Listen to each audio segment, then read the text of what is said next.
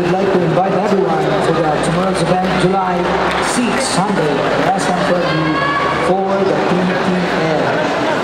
Teams to compete will be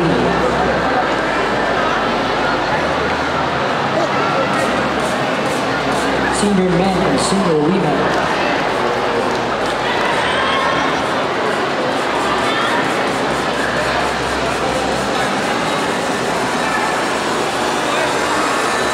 Second players are about to fight. We'd like to inform everyone that this is still a public place. Please take good care of your things.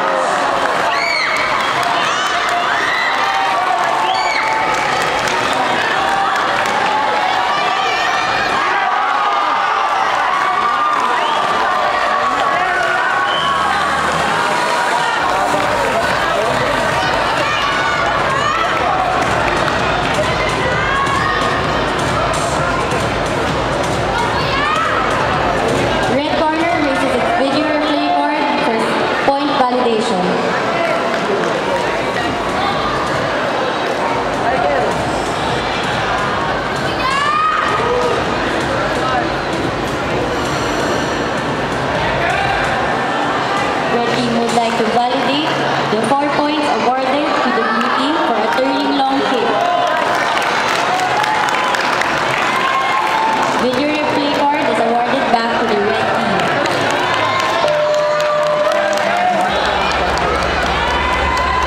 4 points is erased for the blue team. Next team to compete will be University of the East versus San Sebastian College Recoletos.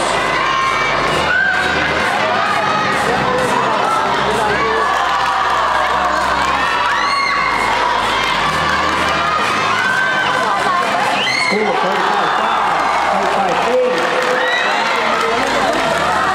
Video play reached by the red corner.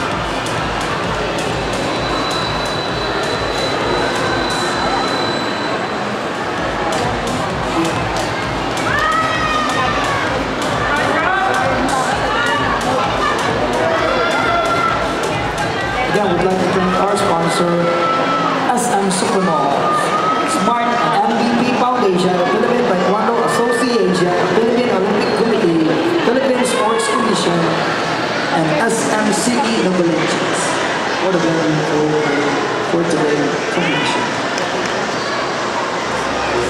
For the information of everyone, we are now the Season 4 of Philippine Taekwondo League Championship 2014.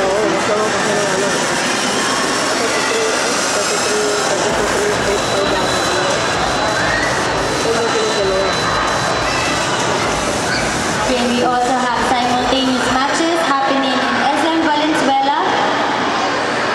Those are the matches of the senior men and the senior women's division.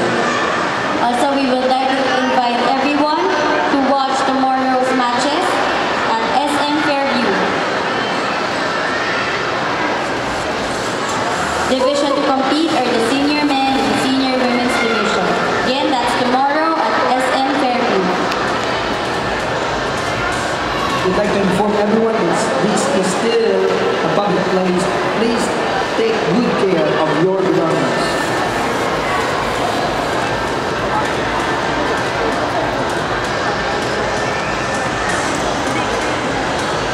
We are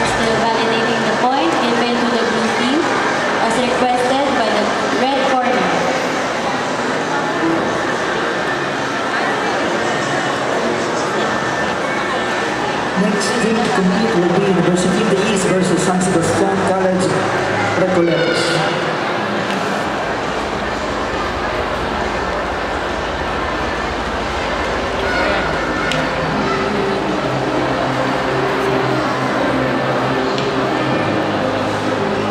Alright.